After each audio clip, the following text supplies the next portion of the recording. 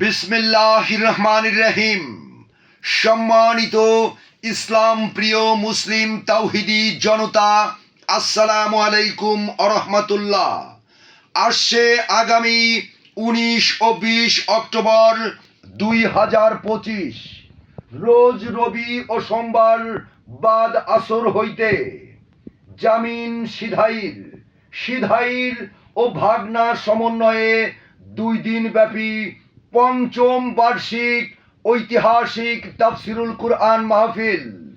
পঞ্চম বার্ষিক ঐতিহাসিক তাফসিরুল কুরআন মাহফিল স্থান সিধাইর ক্লাব মাঠ, সরঞ্জাই, তানোর, রাজশাহী।